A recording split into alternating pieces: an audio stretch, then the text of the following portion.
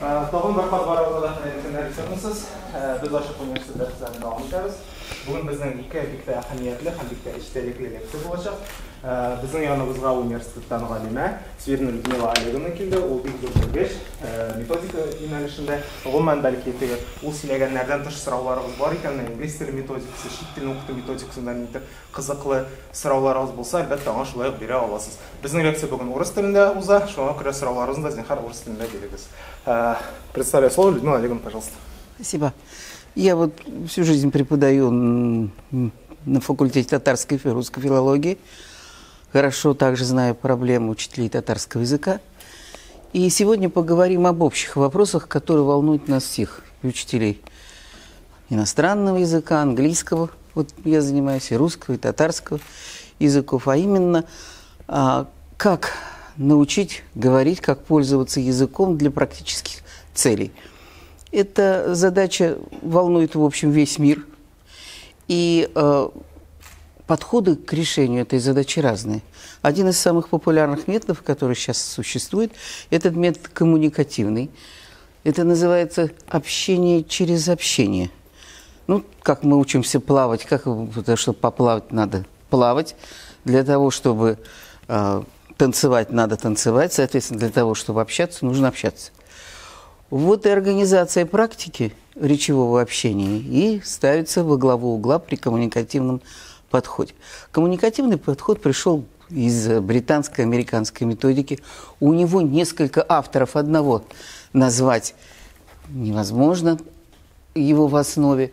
Вот этот коммуникативный, вы посмотрите несколько фамилий, которые считаются основоположниками данного подхода к обучению языкам.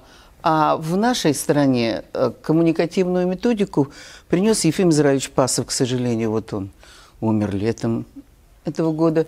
И у него много трудов существует именно по коммуникативному обучению. Он как раз заложил основу коммуникативной методики. Интересно, как пришли и сами англичане, и что их привело в коммуникативную методику. В интернете есть такой видеоролик, где два, пожалуй, самых ведущих лингвиста, методиста Британии, Джереми Хаммер и Скотт Thornberry, выступают и рассказывают, как они пришли в коммуникативную методику. Скотт Thornberry преподавал язык в Египте.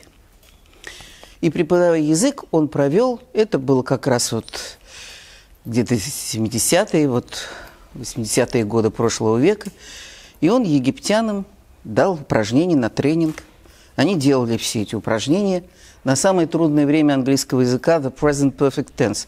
Это очень тяжелое время, и ребята наши в школе сталкиваются с большими трудностями, потому что в русском 3 времени, в татарском 5, а в английском 16. Попробуй-ка их вот расставь все в том порядке, в котором нужен. Поэтому они испытывают большие затруднения, и, в частности, у египтян тоже в это время вызывало очень большие затруднения. Они сделали упражнение, все правильно ставили. Вспомогательный глагол на место, третья форма глагола на место. Все сделали. Преподаватель очень доволен работой. И вдруг он, сделав небольшую паузу, упомянул, что слышал одного египетского певца, очень популярного в то время. И ему вдруг восхищенная аудитория задает вопрос. Did you hear him? То есть используя прошедшее время вместо того, которое вот они только что научились, только что выучили, настоящее совершенное. Требуется в данном случае по ситуации. И у него руки опустились. Ну вот я делал упражнение, все мы сделали хорошо, все так правильно, и вдруг раз, и когда надо сказать то, что нужно сказать, они обращаются к совершенно другому времени. Почему? Значит, все зря.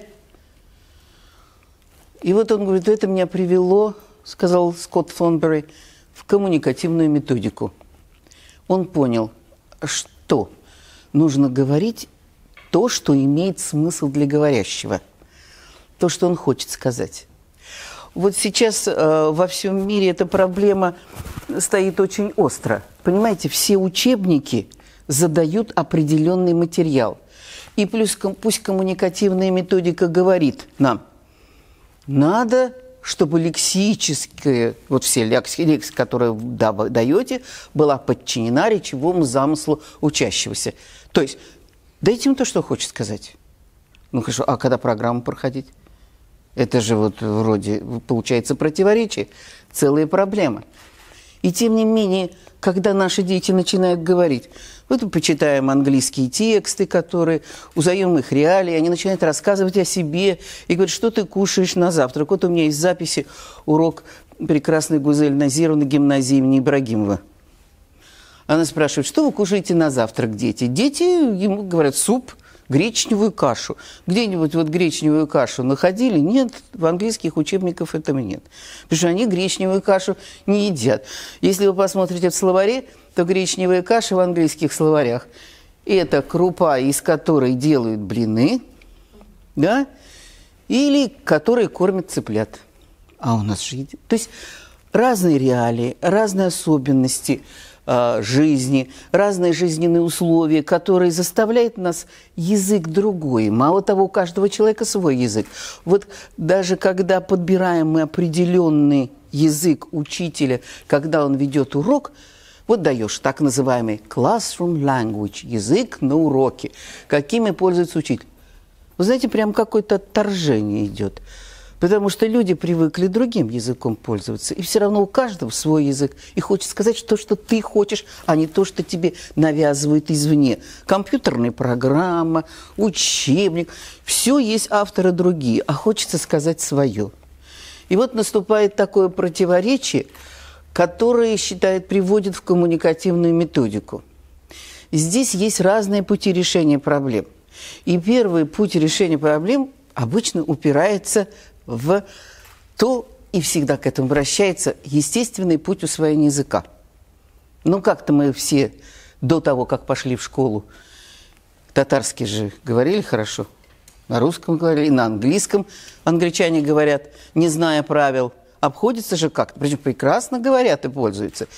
Почему же так вот нельзя выучить язык, опираясь на естественный подход при преподавании иностранного языка? Тут несколько вещей, которые надо принимать во внимание. Первое.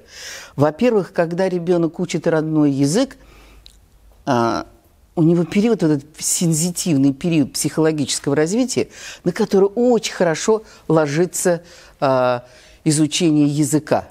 Здесь развивается и речевой аппарат, развивается память, развивается активно-мыслительная деятельность и прекрасно усваивается язык. Поэтому, когда студенты, плохо владеющие языком, говорят, да ничего, я пойду в садик, это ужасно. Потому что, и почему учителя иногда говорят, я там английский учил, татарского это не касается, потому что носители языка преподают. Это я об английском языке говорю.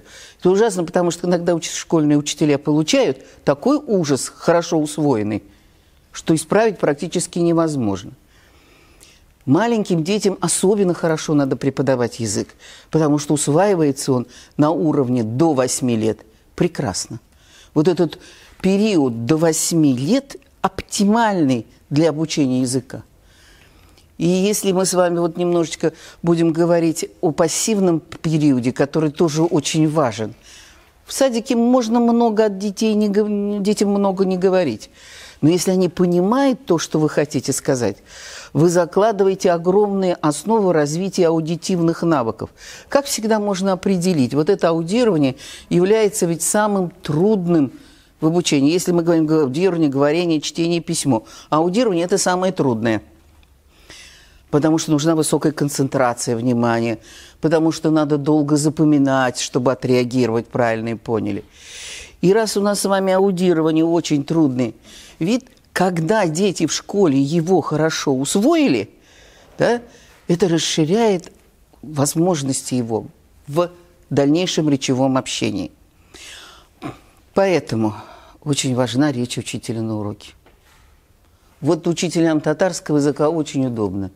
Они прямо... Мы почему-то учителя английского языка завидуем русистам и тем, кто приводит татарский язык. Вы же купаетесь в языковой среде. Она кругом, вокруг, она подпитывает. А у нас там 3 часа в неделю, и то остальное уж как совесть ученику позволит. Вот эта нехватка языковой среды очень сильно сказывается на формировании навыков.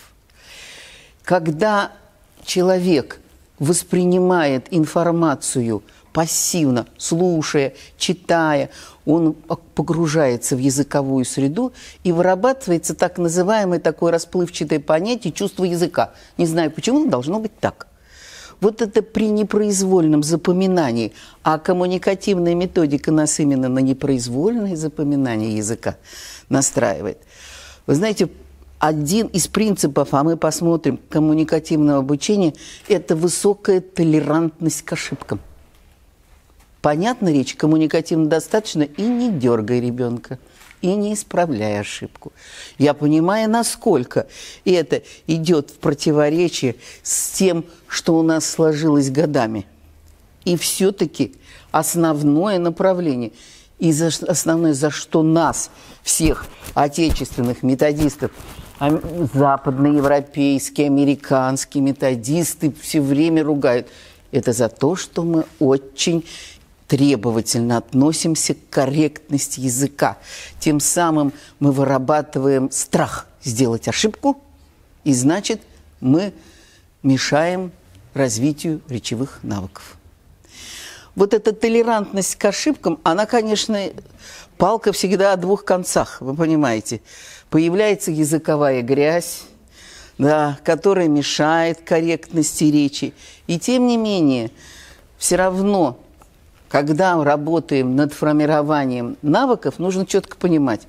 Вот идет период становления навыка, вот здесь можно в тренировочных и нужно исправлять ошибки. Отпустили в свободную речь, и вот здесь не надо дергать детей.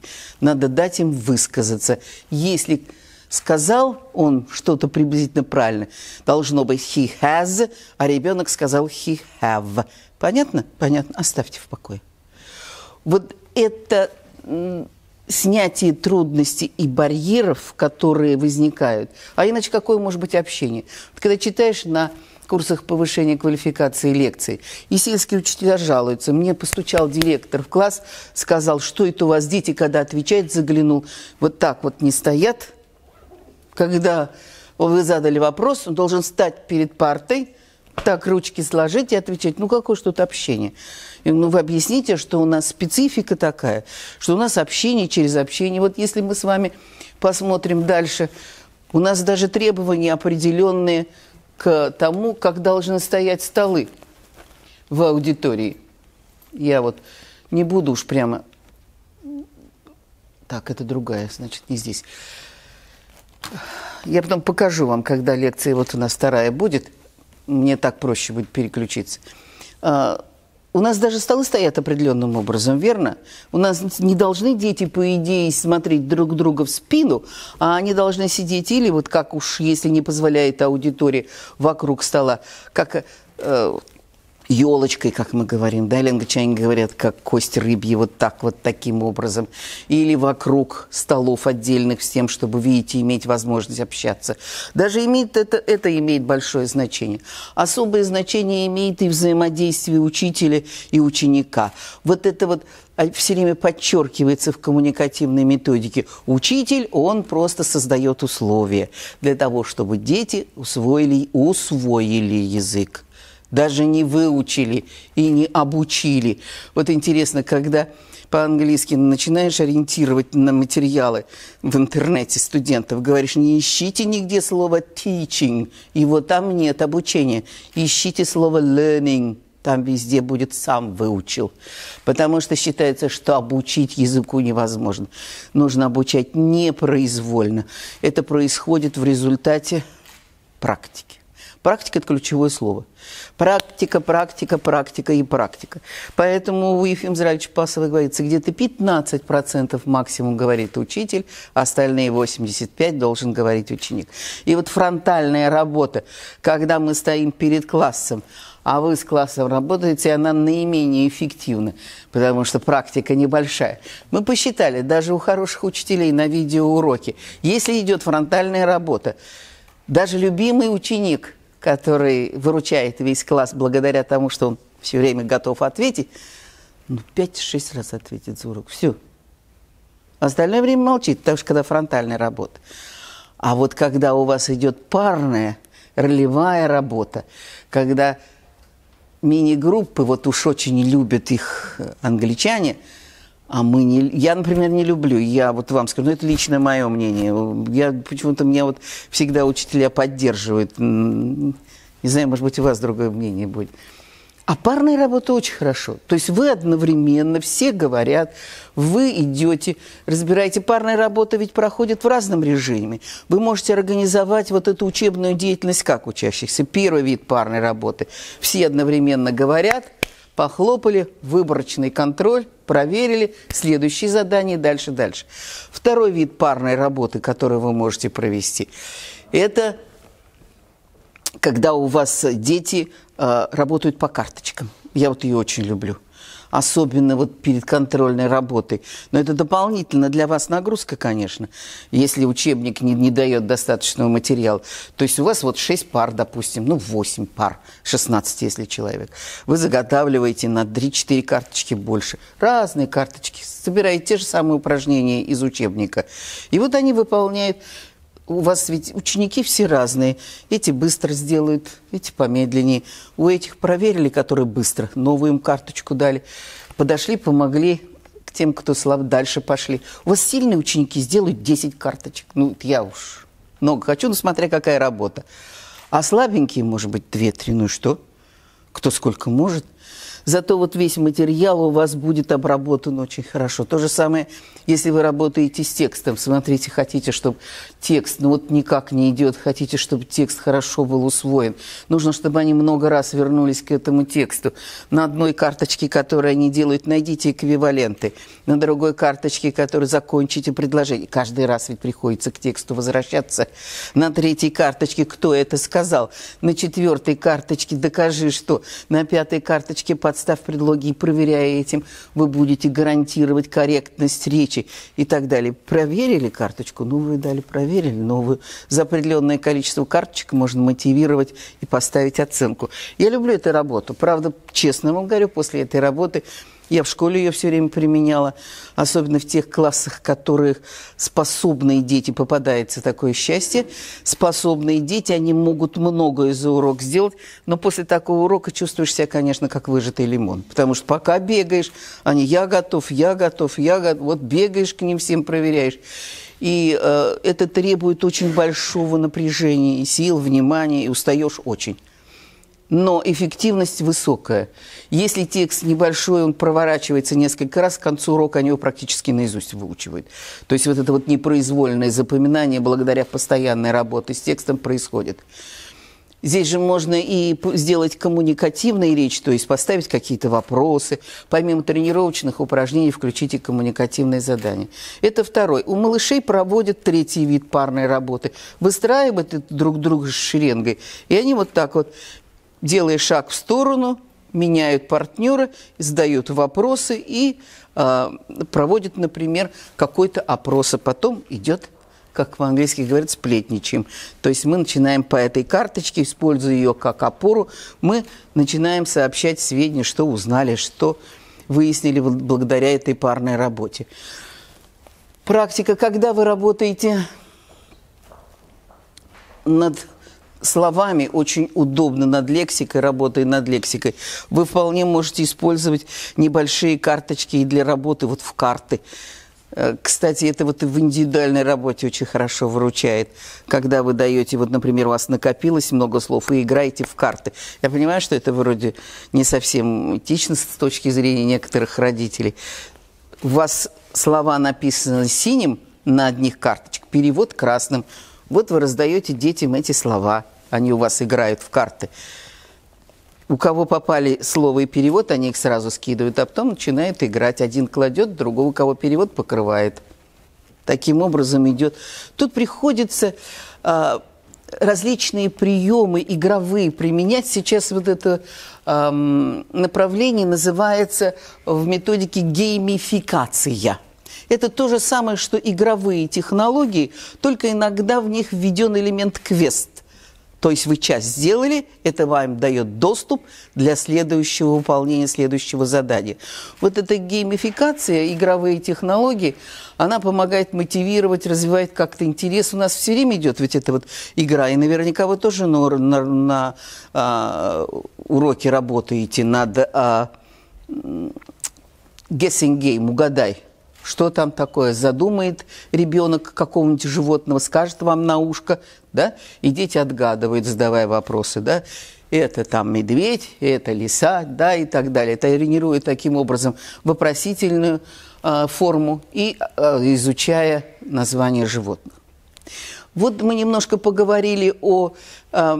Здесь вот я остановилась, прямо вывела вам и оставила на экране основные принципы, на которых базируется метод коммуникативный. Вот мы говорим как раз о них немножко, я говорил, беспорядочно. Давайте вот попробуем упорядочить их, привести их в полное соответствие с научными положениями. Итак, вот принцип коммуникативности как раз заключается в том, что учитель будет вести урок на английском языке. Вот я смотрю, вот знакомые лица студенты, которые у нас учились, я их спрашиваю всегда на лекции, как вы считаете, язык учителя на уроке должен быть простым или сложным? Вот обычно говорят все-таки простым. Мы все пришли, и вам-то, тем более носителям языка, язык сложным должен быть, нисколько не снять, как вам надо, так вы договорите. Дети должны привыкать к настоящему сложному языку. Кажется, не поймут обычные возражения, да? Здесь очень простой способ существует. Введение любой фразы. Когда-то у нас в Отечестве нашем был очень популярен суггестивный интенсивный метод Георгия Лозанова. Я не могла начать ни одной лекции. Студенты сразу спрашивали, а как вы думаете про интенсивный метод? Очень интересовал. Вот из него, из этого суггестивного, то есть за короткий срок выучить очень много. Из этого метода пришел такой называемый прием, перевод голубым фоном называется. Вот смотрите, вы даете любую фразу, которую вам нужно, громко, на языке, который преподаете. И на родной язык перевод тихо. Ну вот, например, я всегда привожу пример учителям английского языка. У нас есть такое слово «кома», запятая. Пример очень хорошо уходит. Вот начинает диктант, диктуете, там, стул, кома, стол. Дети сразу говорят, кома нам не задавали. Не было такого слова. Вы тихонечко говорите, запятая. Все слово ушло. В следующий раз уже произносите кома, они понимают. И тихонечко таким образом вы вырабатываете у детей аудитивный навык. То есть на слух они это слово знают. Целые фразы знают наизусть. Мне подошла учительница одна и говорит, она тоже из района.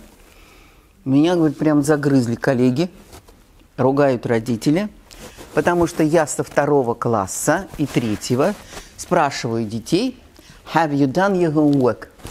По-английски. И это вот как раз употребление этого трудного времени present perfect, о котором я вам говорила. Его не изучают на начальном этапе. Но спросить правильно, вы сделали домашнее задание, нужно вот именно с этим временем. И они мне говорят, зачем ты так говоришь? Дети это еще когда выучат. Зачем заставляешь? Она считает, она меня спросила, как вы считаете. Это неправильно? Я считаю, мое мнение, абсолютно правильно. Потому что они с самого начала приучают давать правильный вариант, слышать его, и когда потом вам придется вводить present perfect это время, вы его прекрасно ведете. Язык должен быть, говорите, сразу трудный, сразу такой, какой должен быть, а семантизацию и раскрытие значений тихонечко переводом, а перевод-то убираете. Вы можете несколько уроков, это зависит от того, насколько ваши дети способны. Если способные дети, они быстро усвоят. Если дети, чувствуете, плохо усваивают, вы подольше попереводите то, что хотите. Ну, составьте диалог, например, фразу вам нужно. Любую фразу, которую вы будете. Зато насколько вы расширяете возможности их аудитивной восприятия речи. Пусть понимают. Это хорошо. И они будут понимать правильно нужную речь в соответствии с ситуацией общения. Их не так ведь много. Вот вы смотрите, второй принцип, мы к которому переходим, принцип ситуативности. Речь не бывает не ситуативна. Речь всегда ситуативна. И где мы получаем эти с вами ситуации? Вот в классе это естественные ситуации, но их немного.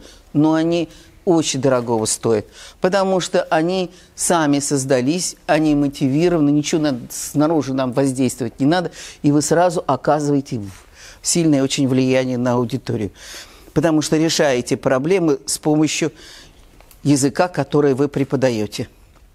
Вот это очень... Если вы посмотрите, вот мы говорили о групповой работе, еще вернемся, когда у нас вот формы организации учебной деятельности. Посмотрите, вот когда урок, вот мне как раз Рашат Нухович говорил, жалко, что я не принесла вам урок англичан. Почему? Потому что вот я когда показывала, представляете, где-нибудь в Брайтоне, приезжает и сидит в аудиторию индиец, испанец, немец и француз, да? На каком языке он будет им переводить? На какой? Нет же, да? Английский язык один, но он же ведет на нем. Причем уровень очень низкий. Там видно, что студенты сидят, чуть-чуть английский язык знают, обходится же. Он говорит, он рассказывает, он использует все, что вот все невербальные средства общения. Кстати, мы когда вот спрашиваешь, книга есть прекрасная у профессора Терминасова «Война и мир. Языков и культур», профессор МГУ. Там приведены факты, сколько информации передается словами, когда говорим. 7%. А все остальное невербальные средства общения. Интонации, жесты, все остальное. 7% только слова.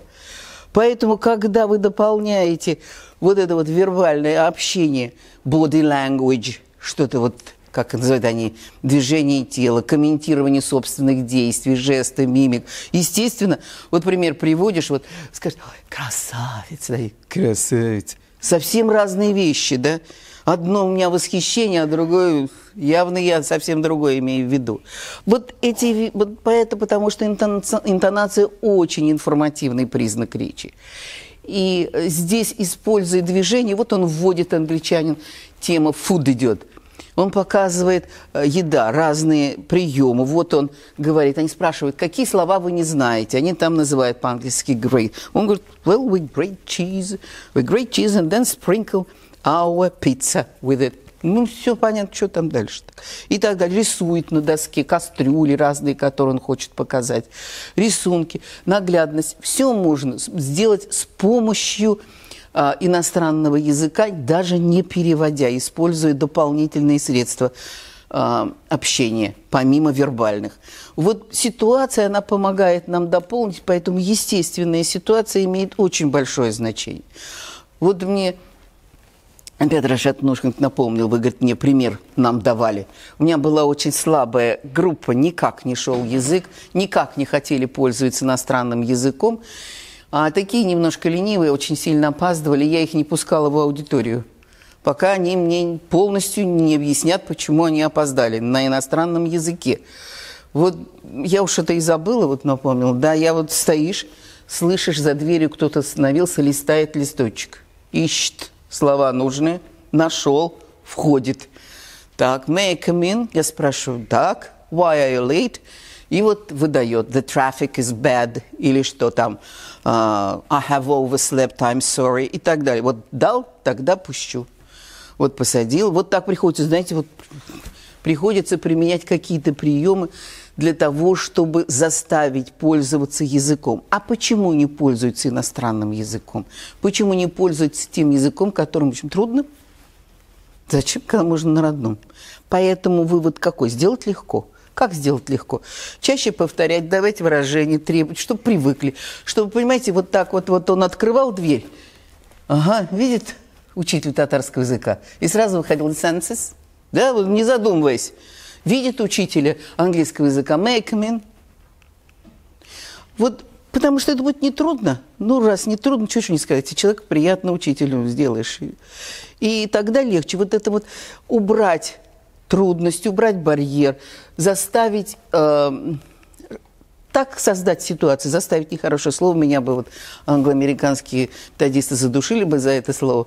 Вот не заставить, а создать ситуацию, когда легко пользоваться. Ну, есть иногда такие достаточно и сложные меры, вот тоже опять, которые привожу на лекции. Не хватает, надо слова. чтобы запомнить, часов не хватает. И я жду учителя, завметод объединения. Нет, ее нет, мне надо решить проблемы с педпрактикой. Прихожу, 2 класс, она вот так стоит в дверях. У нее в второклассниках вот целая вот очередь. Она спрашивает, яблоко по-английски, он apple, выходи. Следующего, груша, молчит, назад. Он идет, бежит, выясняет это слово, опять в конец очереди, а на следующий я говорю, что? Он говорит, ну как-то надо же заставить, всего 2 часа, я уж вот так, прям драконовские меры, вот чтобы выпустить из класса, нужно обязательно слово ответить. Каждый прибегает и ищет какие-то свои хитрости для того, чтобы каким-то образом расширить рамки, мотивировать детей, как может. Это вот сказать, что это совсем коммуникативно не скажешь, ну вот на что не пойдешь ради того, чтобы добиться результата. Итак, вот этот принцип ситуативности нам говорит о том, что мы должны максимально использовать естественные ситуации, которые возникают на уроке для того, чтобы нам привлечь детей, сделать, создать условия для того, чтобы они пользовались изучаемым языком. Вот здесь ведь очень много зависит, вы сами знаете, от повторяемости. Вот этот диалог с дежурным, который у нас вот обязательно в рамках английского языка, спросить, какое сегодня число, уж как его не критикуют. Что это опять диалог с дежурным? Но ведь это же очень хорошо. Они привыкают к этому, назвать правильно дату, назвать правильно день недели, сказать, какая погода, пускай. У меня вдруг неожиданно, вот буквально студенты на метод, вот был семинар по методике, и мне одна студентка говорит, у меня бабушка в детстве читала Коран. И она вот все время читала несколько раз в день. Я, говорю, до сих пор, а я сидела с ней. Я, говорю, отрывки оттуда прям наизусть помню. А ведь читает нараспев еще. Это же хорошо укладывается. Это постоянное повторение. Это запоминание. Это совсем не в то, что вы хотите обязательно, чтобы дети запомнили, нужно включать вот этот орг-момент в эту зарядку, чтобы это повторялось, запоминалось.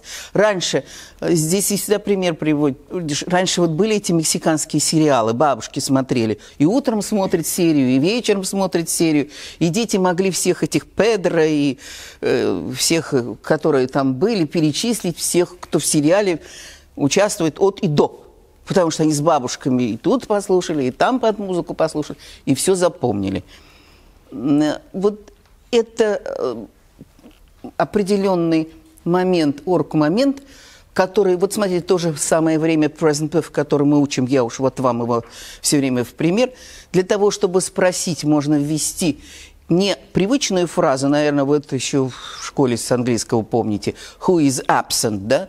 Вот спрашивать, кого сегодня нет, а спросить who hasn't come, поменять немножко, ввести и каждый урок добавлять вот эту вот фразу, стараясь, чтобы дети ее усвоили. Вот это вот очень важный момент. Хотя мы говорим о том, что повторение – это повторение, но обязательно вот эта ситуация должна меняться. Принцип ситуативности, обязательно вариативность. Когда спрашиваешь вот студентов-турков, вы где лучше выучили русский язык? На занятиях по русскому языку, как иностранному, или вот с девочками в коридоре разговаривать? Они вам сразу скажут, с девочками в коридоре. Потому что ситуация все время меняется. Им все время приходится немножко по-другому говорить, адаптировать, и так вырабатывается гибкость навыка. Вот возвращаясь опять к Ефиму Израилевичу Пасову, он как раз и написал. Вот мы с вами посмотрим еще во второй лекции, как вырабатывается потихоньку навык. Вообще, что такое навык? Вы же как сначала делаем? Мы даем разные опоры. С чего мы начинаем? Вот мы хотим, чтобы дети заговорили, чтобы дети слушали, дети писали, дети вот...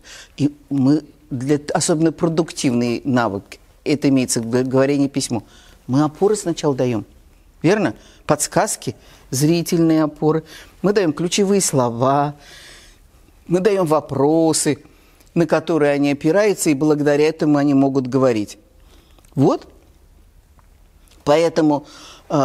когда они тихонечко, как вот спрашиваешь студентов, как проверить, навык сформировался или нет. Если ребенок, вот вы задаете вопрос, А он, чтобы ответить, полез смотреть куда-то, да? Все, значит, навыка-то нет. Опора нужна. А если он отвечает, глядя вам прямо в глаза, и без опоры, значит, навык сформировался, все, он уже реагирует. Пока нужны опоры, нельзя сказать, что навык полностью сформирован. Как вы опоры убрали, и речь достаточно свободна в выражении, тут уже можно считать, что вы одержали победу в том плане, что навык на каком-то этапе уже сформировался. Вот ситуация, она будет ключевой, когда мы будем на второй лекции говорить именно о говорении, а все, собственно, у нас преследуемая цель обучения говорению. Ситуация – это ключ, потому что есть ситуация, и мы в ней тогда говорим. Вот мы ее будем моделировать, но об этом вот чуть позже. Личностно-ориентированный подход мы тоже уже затронули. В центре должен быть ученик, его интересы, потребности. Потому что если неинтересно, он, конечно, говорить не будет. На неинтересную тему дети говорить не будут. Приходится нам искать, нащупывать такие темы, такие ситуации, где бы им было интересно, мы стимулируем говорение. Я провела такой маленький эксперимент. Ну, назвать это большим научным подвигом нельзя, но проверила. С помощью сестры мы все пользуемся родственными связями, она у меня в школе преподает язык. Я провела анкетирование среди детей, и 4-е, и старшие классы, и работая на курсах повышения квалификации среди преподавателей. На какую тему интересно детям говорить? Как вы думаете, совпали? Вообще никак. То, что мы думаем, им интересно, оказывается, детям не интересно. А то, что детям интересно, мы думаем, что нет. Вот преподаватели выделили среди тем, которые дала, считали, что детям интересно говорить о личных проблемах, о личных взаимоотношениях. Дети это вычеркнули, у них это на последнем месте. Зато дети написали, что им интересно говорить, но на проблемы этического характера, вот то, что связано с музыкой, эстетического, этического, даже актуальные политические проблемы какие-то интересно обсуждать и затрагивать. Пожалуйста. Наверное, это не только старшие, это 4-й тоже класс. Мы недооцениваем наших детей, они сейчас очень развиты, очень осведомлены. И сейчас роль-то наша поменялась прям кардинально. Мы уже с вами не главный источник информации. Ни один из нас, извините, ни интернет и даже не Google. Столько в голове нет. Мы можем работать только как гиды-проводники, ориентируя их в потоке информации. И то, что дети знают больше нас во многих областях, нормально. И просто нужно приспособиться к этой роли. У нас несколько другая роль, которая роль помощника, который помогает им разобраться. Вот приспосабливаясь к этой роли, между прочим, вот я смотрю на студентов, они уже хорошо в этой роли себя чувствуют, достаточно органично. Нам, конечно, сложнее. Вот личностно ориентированный подход, когда мы приспосабливаемся к интересам детей, учитываем их жизненно и одновременно. Нам все равно программу проходить. Программу с нас никто не снимал. Значит, приходится варьировать и как-то адаптировать то, что вы проходите одновременно, и приспосабливать к данной конкретной аудитории, в которой вы работаете. Вы же сами знаете, вот у вас, например, 3 4 класса, да, и в каждом 4 классе вы по-разному проведете урок. Потому что в одном дети посильнее почему-то подобрались, и многое уйдет, а в другом, как сейчас называется, спортивный класс, там едва ли что-то выучили 3 слова, и уж ладно. Таким образом. Поэтому каждый раз, выбирая минимум и потом максимум, который вы сможете пройти, вы адаптируете к определенной аудитории. Вот в этом классе хорошо идет. Почему-то вроде дети одного возраста, и школа одна, но в этом классе одна тематика, в другом классе другая тематика больше подойдет. Это даже те адаптивные системы, которые существуют в информационно-коммуникативных технологиях, сейчас разрабатывают, мы прямо под интересы, потребности каждого, адаптивные компьютерные программы. Под ваш интерес подстроимся все. Все равно, читаешь научную статью, написано, все равно мы не можем 100% обеспечить интересы каждого. Уж слишком все люди разные. Учитель только может. потому что он видит и может оценить пока каждые какие-то психологические особенности, потребности тех детей, которые сидят в классе, для того, чтобы суметь приспособиться и дать нужный материал. Я, конечно, понимаю, что индивидуальное домашнее задание создает, вот на чем часто сейчас такое вот современное направление, оно создает большие трудности. Попробуй как-то его потом проверить, извините, это как вот это же целый урок, надо же план разработать, так, чтобы эта проверка индивидуального задания туда вписалась. Это дополнительные трудности для учителя. И тем не менее, вот здесь как раз коммуникативные, наверное, технологии и могут помочь, когда они отсылают задание на ваш компьютер, и вы можете таким образом дифференцировать по разным требованиям, по интересам, потребностям, по уровню языковому, который существует у детей. Вот это вот разноуровневые упражнения, которые применяются. И вообще сейчас индивидуализация. Вот если раньше англичане говорили motivation is a buzzword, вот мотивация, она прямо в ушах. Сейчас только индивидуализация, индивидуализация, индивидуализация. Ну вот, конечно, хорошо бы, чтобы под каждого подстроиться. Но чаще всего это можно только благодаря какой-то определенной самостоятельной работе, которую вы даете за рамками урока. Очень тяжело дифференцировать, как вы сами понимаете, как в практике понимаете, дифференцировать и проверить задание. Принцип коммуникативной достаточности, он как раз и связан вот с толерантностью к ошибкам. То есть, если понятно, что ребенок говорит, не надо его дергать. Пусть говорит с ошибками, потому что вы таким образом, если решена коммуникативная задача, если он все-таки добился того, что хотел сказать, то это цель нашего обучения. Понимаете, если вы, развивая коммуникативную компетенцию, то, что мы с вами вот делать должны, мы таким образом, развивая коммуникативную компетенцию, мы и учим их, сейчас слово, компенсаторную компетенцию. Есть такой, туда входит понятие. Что такое компенсаторная компетенция? Вот вы, например, говорите, раз и слово забыли. Вот что в этом случае делать? Человек обычно теряется, дальше уж не знает, что делать. Если пытается дальше вспомнить, еще хуже, потому что в стрессе не вспоминается ничего. В таком случае надо скорее слово бросать и пытаться решить проблему другим способом. Описать, попросить вот это выражение, как это называется, сказать, укажите, покажите. Вот этому всему детей надо учить. Что если они не знают слова, это не проблема. Надо попытаться другими способами донести значение и решить коммуникативную задачу. Вот это очень важно при коммуникативном подходе. Когда у вас, как вот, например, разговариваю с девочкой по-английски, спрашивает так, у тебя собака есть? Есть. Большая? Да.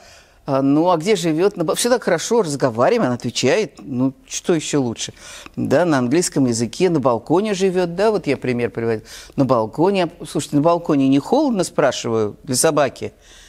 И она замолкает. Я говорю, почему? Я, говорю, не знаю, как сказать, мы балкон планками обшили. Ну, все, она в эти планки уперлась, она планки по-английски не знает и растерялась, ну, и никак. Ну, хорошо, а говорю, сказать можешь? Мы утеплили, там, сделали тепло. Могу, а что не сказала? Ну, вот уперлась в эти планки. Вот поэтому умение подобрать и вот такой парафраз попробовать, чтобы в движениях умели, чтобы жестами, чтобы вот эти фразы знали, как это сказать по-татарски, там, по-английски, чтобы все это вот умели делать. И достигали тем самым решения коммуникативной задачи, учет родного языка. Это вообще целая большая проблема. Родной язык, он обеспечивает, конечно, сознательность усвоения материала. Вот при обучении иностранному языку сознательность у нас с вами усваивается бессознательно, речь, скорее всего. Речь усваивается бессознательно. Она усваивается благодаря повторению, использованию в ситуациях. И вот эта вот возможность язык непроизвольно усвоить, она считается высший пилотаж в методике. Если у вас дети, как бы, учитель, это вот принцип из суггестивной методики пришел, принцип двуплановости. Вы решаете одну задачу, вы обучаете какому-то выражению, а дети решают другую, они говорят на данную тему. Вот вам, пожалуйста. То есть вот это вот дети не осознают, им не нужны ваши учебные задачи, им нужны как раз решение возможности пользоваться языком для решения практических целей. Вот если это получится, это здорово. Потому что знание... вчера только дискуссия была со студентами. Правила нужно давать грамматические, когда изучаешь, или не нужно? Вот вы считаете, как? Вот должны дети знать правила и говорить правила? Это не обязательно вроде бы. Да? Ага. Если человек разговаривает, то автоматически вот это, да, окончание, то есть автоматика должна быть.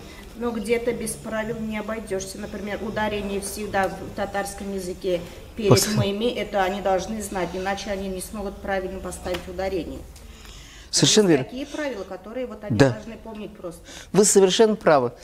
Правила давать в виде только короткой формулы, конечно, не вдавая подробности, не расписывая это долго, а вместо правила давать какую-то формулу, которая будет для опоры для того, чтобы речь была корректной, хоть понятной и грамотной. Конечно. Вот это вот имеет большое значение, и вы даете в виде схемки правила, в виде опоры, не требуя определенно там полностью вам сказать, да, такие, да. Все лингвистические аспекты совершенно детям это не нужно. Потому что они все равно, как вот сейчас молодежь говорит из английского слова, юзеры, они же не преподаватели у вас, а юзеры. А если они только пользуются языком, лингвистические знания им не обязательны. Вот почему мешает нам очень часто преподавателям английского языка, когда приходят дети вот сразу на методику с русским или с татарским языком. Они сразу бегут, когда объясняют материал, и правила на доске. Хлоп, с примерами объясняя. Ведь вот если мы с вами посмотрим дальше, что этапы формирования навыков, но я не дошла до конца, я вернусь тогда сюда. Посмотрите, пожалуйста. Если мы с вами посмотрим, то главное – это умение построить так урок, чтобы у вас не правило лежало в основе, а фраза целиком, выражение для определенной ситуации. Это еще одно направление в методике. Вот мы с вами говорили о том, что решают проблему, как сделать язык ближе к тому, к чему стремятся учащиеся. А второе направление методики – это как работать с языком, который порождает сами учащиеся. Целые направления в методике разбирают язык.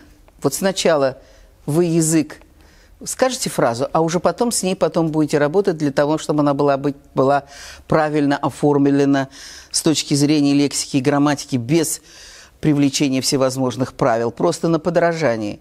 Все чаще в методике существует вот такой глобально-структурный подход. Вот я не знаю, как вам это импонирует, подумайте, пожалуйста. Скажите, вот лучше как учить?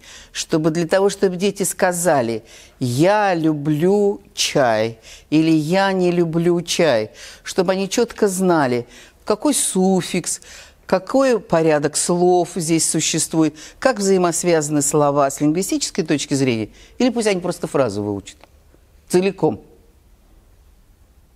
На начальном этапе мы говорим. Не раздумывая. Вот вам надо, чтобы они сказали?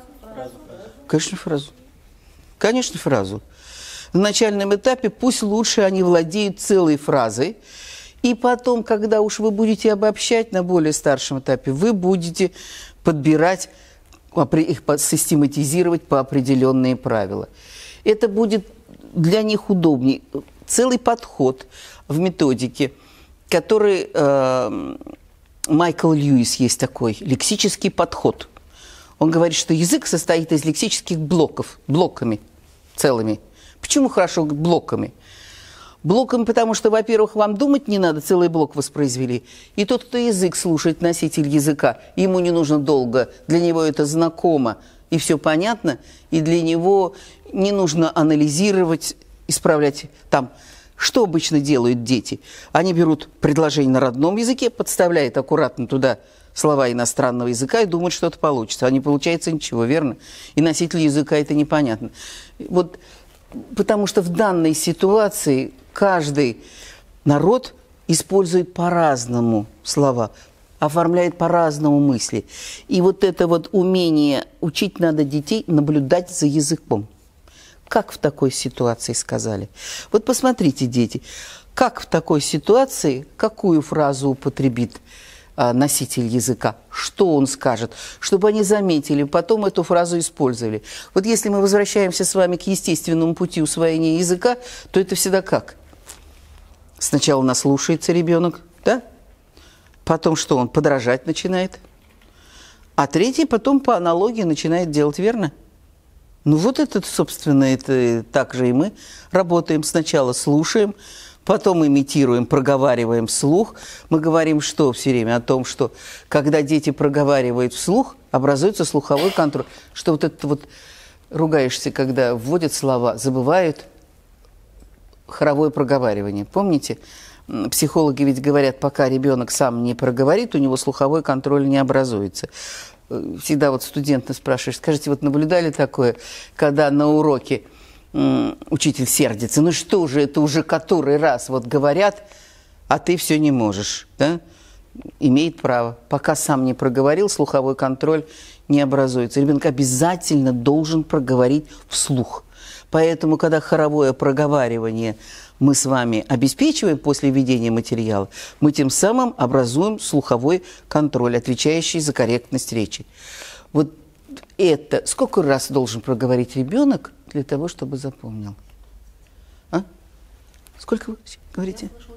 17. Вот вы знаете, все-таки поменьше. Да, ну я не знаю, вот во всяком случае, те сведения, которые у меня, 10-13. Вы правы, это по-разному, одному и 17 мало будет. Это, безусловно, конечно. Но вот средние цифры где-то 10-13 раз обычно говорят. То есть это имеется в виду каждый, да, сам должен проговорить. Не все вот где-то отдельные. Поэтому вот мы и говорим, речевая практика, организация, парная работа, в основе которой лежит ролевая игра. Вот речевые цели, речевая организация занятий. Возвращаясь дальше к... Вот ролевая игра, мы с вами говорим, лежит в основе.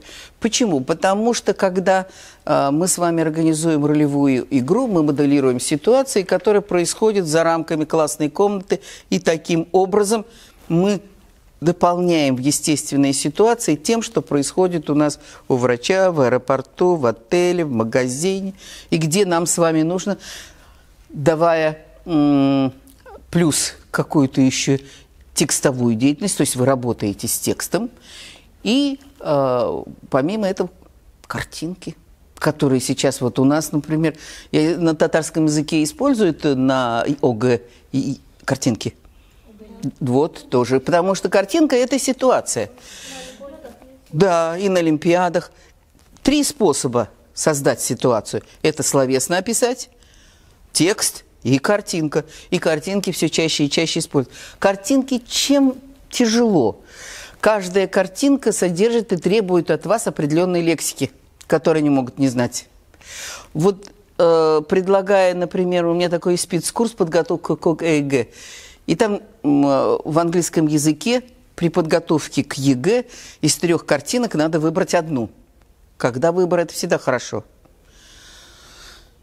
И на картинке была девочка, стоящая у колодца и пьющая воду из ведра. И я 100% знал, что никто не выберет, потому что никто из студентов ни колодца, ни ведра почти нигде в тексте не встречал. Это такая лексика, которую вы, пожалуйста, цифровые технологии кругом найдете, информационные, но ведра с колодцем вы не найдете ни в одном тексте. И поэтому, конечно, этой картинки никто не... А когда уж там куры на насесте вот изображены, это уже точно провал, никто не будет описывать. Вот такие вещи. Кстати, любопытно, вчера разговаривая с коллегой по кафедре, у нас вот новый коллега, он сказал, мы когда вот в школе работали, мы заставляли детей вот по-английски говорить и именно описывать те предметы, которые вокруг, потому что они вызывают наибольшее затруднение.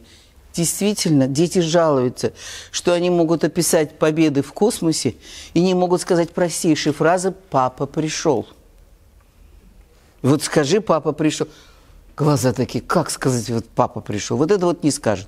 То есть элементарные вещи, которые нас окружают, как-то они уходят за рамки, а их нужно обязательно описывать, они имеют очень большое значение. Ребенок не может сказать, ой, знаете, солнышко в глаза светит, можно я пересяду? Или еще что-то связано с его состоянием. Вот эти бытовые фразы и проблемы, которые возникают и нужно решать, надо обязательно ими обеспечивать жизнь. Задача наша какая получается? Что вот, и в том числе, если вы преподаете татарский язык как иностранный, чтобы ребенок послушал радио и понял прогноз погоды, это важнее, чем если он выучит, какой суффикс для чего используется. Вот это коммуникативные цели, они имеют очень большое значение. Это вот разные как раз подходы. Одно дело учить грамотному языку тех, кто им уже владеет, это другое дело. И другое дело научить человека не пропасть, когда он попадает в ситуации изучаемого языка. Это совершенно разные подходы, совершенно разные требования. Вот эта ролевая игра, которая лежит в основе обучения коммуникативной методики. И непроизвольное запоминание, о котором мы с вами говорили. Вот возвращаясь к принципам учет родного языка. Родной язык ведь не всегда учитывался. На истории методов чаще всего, если у вас особенно по той же технологии, как вы изучаете родной язык, то естественным путем, то родной язык поганой метлой выметается. На него вообще никакой опоры не должно быть, по идее. И все иностранцы, которые приезжают преподавать сюда, к нам англичане и американцы, они всегда притворяются, что они языка не знают. Потому что так проще заставить, мотивировать детей, говорить, вам тоже ни в коем случае не надо переходить на русский язык. Надо работать, используя максимально. Но все равно без этого не обойдешься. Иногда необходимо и семантизация перевести, получается проще. И иногда для того, чтобы понять некоторые явления, есть возможности переноса навыка. Их немного. Вот, например, если сравнивать татарский и английский, и русский, и английский, совершенно одинаковых звуков вообще нет. Но есть похожие. Их, кстати, с татарским языком в английском больше. Мне проще, например, что если в татарском языке есть «в», да, в русском нет, татарское язык «но», в русском нет. То есть вот эти вот сложности проще решить произношение звуков. Там, где можно сделать перенос, но это так редко. Потому что английский язык, он аналитический, русский, татарский, синтетический. Тут связь слов, предложения с помощью суффиксов, префиксов, там служебных слов. Это не родственные языки, и очень много проблем возникает в связи с этим. Хотя бы даже вот эта система видовременная глагол. Спросите, какая главная проблема у студентов, которые не очень хорошо владеют языком. Сразу говорят, из времен каша в голове. Потому что их очень много, и не знаю, где что употребить. Вот еще закон согласования времен. Это вообще очень сложное явление. Поэтому там, где можно, конечно, показать, что вот сходные какие-то вещи есть, нужно. Где можно опереться, нужно. И второй принцип учета родного языка – это вот сознательности. Обеспечить сознательность усвоения. Конечно, с малышами, когда в садике, вот как мы начинали с вами разговаривать, учатся, там сознательности практически нет. Вы просто усваиваете все это на интуитивном уровне. А когда дети постарше, здесь подключение правил, опора на родной язык, она обеспечивает сознательность, значит, сокращает у нас путь к усвоению материала. И это вот здесь по возможности родной язык надо подключать. Как? Ну, существует очень много исследований в области сопоставления русского, татарского языка. На них можно полагаться, естественно. У нас вот татарский с английским. Я всегда, когда учу фонетику, рекомендую, очень хорошие монографии есть по фонетике Дин Халиловны Бакеевой. Пожалуй, вот единственная такая, которая сопоставляет фонетику татарского и произношение, интонацию татарского и английского языков. Очень хорошие работы есть, и можно посмотреть, и всегда провести параллель, и таким образом, во-первых, сознательно быстрее усваивается, понял, значит, легче.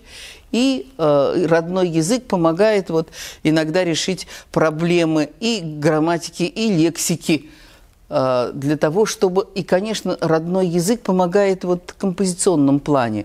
То есть, когда вы заставляете детей, здесь вы полагаетесь в основном на их знание родного языка, составить какой-то монолог, рассказ. Здесь, если у человека есть вот это композиционное умение, композицию выстроить, то есть он в родном языке выстраивать, он, конечно, это сделает и на иностранном языке. Хотя у нас большие трудности, и у вас также. Ведь у нас с вами в школе пока, хотя об этом думают, ни диалогической, ни монологической речи ведь не учат на родном языке. Устно. А на иностранном требует. То есть мы с вами должны их заставлять. Он, может быть, на родном монологической речи не владеет, не может ничего рассказать, связано. А на иностранном мы должны научить. Вот сейчас хотят ввести. В Америке есть такое. У меня занималась девочка, ученица. Я тогда работала с олимпиадниками школы. И мне надо было, чтобы они монологическую речь практиковали. Мы занимались тогда в библиотеке национальной. Все стесняются. Ну, кто сказать монологической речи выступить? А она так бодро. А потом говорит: а что вы, ребята, думаете, я такая, как не вы была? Я прошла, вот она на год училась, она в Америке. Меня, говорит, 30 раз заставили выступить, я перестала стесняться. Вот и все. Просто ей организовали практику, где она сумела говорить, и она потихонечку избавилась вот от этих трудностей. Есть определенный композиционный план, который предоставляется. Снимаются барьеры благодаря тому, что организуется постоянная практика. И если у нас нет опоры учета родного языка, значит, придется предлагать опору, уже вырабатывать данные навыки на иностранном языке. Комплексный подход как раз имеет в виду, что мы все должны сразу использовать. Что мы должны сразу и читать, и писать, и тогда быстрее будет, и говорить, и слушать. Но не все дети готовы сразу. Вот это вот еще одна проблема, с которой я, может быть, хотела бы начать, но закончу. Пассивный период. Когда к нам приехал американский ученый, мы его спросили, он, по-моему, что-то такое, заговорили о пассивном периоде. Он говорит, ну все люди в разное начинают время говорить. Один быстро начинает, другой молчит, пока вот у него период, потом начинает говорить. И дети-то ведь так по-разному. Одна говорит, у меня дочка 1,5 года уже говорит, вот прям как большая. А у другой сын уже 2 года, а он вообще молчит, ничего не говорит. Все дети тоже ведь в разное время начинают. И это касается иностранного языка. Так вот, если в разное время говорят, каков этот пассивный период? Он вдруг неожиданную цифру назвал. Он приехал с Тайваня, преподавал перед этим. Он говорит, 4 года пассивный период. Я говорю, как 4 года? Что вы так? Говорит, знаете, потом как быстро на этом фоне? Что такое 4 года? Они только читают и слушают, читают и слушают. И появляется вот эта основа, база, это погружение в язык. Это имеет огромное значение. Поэтому, когда мы говорим с вами о том, что нужно домашнее чтение, вот я понимаю, я учителям читаю на курсах повышения квалификации. Когда говоришь аудирование, почему вот так мало аудирования? Я говорю, я понимаю, включила аудирование, полурока прошло. А мне говорят, какие полурока, Людмила Владимировна, весь урок прошел. Да, считайте, аудирование же столько времени снимает. Это очень долго, если проводить. А домашнее чтение, просто куда его вставить, вот как его проверить? Но с другой стороны, когда человек, где еще ему организовать языковую среду? Когда читает и слушает. Вот он тогда погружается, вот тогда у него код переключается языковой, когда он погружается. Чтение имеет огромное значение домашнее. Его как-то надо вот учесть и хорошо. Раз в неделю проверить, раз в 2 недели проверить. Но читать дополнительно надо обязательно. Потому что этим вы обеспечиваете вот погружение в языковую среду и вырабатывается таким образом вот это чувство языка. Не знаю почему, но должно быть так. Постепенно накапливаются слова, потому что каждый же писатель, особенно сказки, в сказках все время сюжет. И вот пошел там, он встретил там того-то, встретил того-то, и все разговоры приблизительно одинаковые. Вот сказки, малыши, а там повторяемость сюжета, значит, повторяемость лексики. И дети, встречая одну и ту же лексику, ее непроизвольно запоминают. Чтение же самый легкий вид речевой деятельности. Поэтому, давая детям читать, вы одновременно их и погружаете в языковую среду. Способствует это обучению лексики, грамматики, запоминания непроизвольные происходят. Домашнее чтение – великая вещь в плане дополнительного обеспечения языковой среды. Читать надо обязательно. И если вы сами почувствуете, насколько у вас... Попробуйте эксперимент. В одной группе читайте домашнее чтение, в другой не читайте. И проверьте, приблизительно, если у вас одинаковые классы, вот тот класс, который читать будет, он сразу пойдет... Ну, не сразу, нет. Все требует времени. Но постепенно, вот если в течение года и вы проверите, то у него намного будут лучше результаты. Потому что за счет чтения дети будут получать и дополнительную лексику, и вот самую языковую среду, которая нужна для развития речевых навыков. Вот чтение здесь то же самое и аудирование. Сейчас аудирование, самое хорошее аудирование, конечно, когда вы даете видео. Потому что видео дает ситуацию, дети видят артикуляцию. Я как-то давно была председателем Республиканской олимпиады по английскому языку, проводили в санаторий есть такой под Казанью. Да. Да. Нет. Неважно. Большая столовая. Ну и как бывает у нас, магнитофон не работает. То есть сидит республика, со всех концов детей привезли, огромный зал столовой, магнитофон не работает, привезенный с повышением квалификации учителей. Очень знакомая ситуация. Я в ужасе, что делать. Ну ладно, вот у нас в составе жюри был англичанин. Он учился в Оксфорде, а у нас здесь учил русский язык. Мы к нему, Эдвард, прям прочитай. Ну что делать? Не работает. Он взял текст, который был положен, и красивый голос, низкий, и прочитал для аудитории. Вы знаете, какие хорошие результаты были по аудированию? Никогда таких не было. Почему? Они видели артикуляцию, конечно. Голос звучал достаточно ровно. Дети не жаловались, те, кто сидел далеко, что до них не долетает, а кто рядом сидит, у них там грохочет, ничего не понятно. И вот благодаря тому, что они видели его, как он прочитал красиво, Оксфорд, такая у него красивое произношение, получились прекрасные результаты по аудированию в тот год.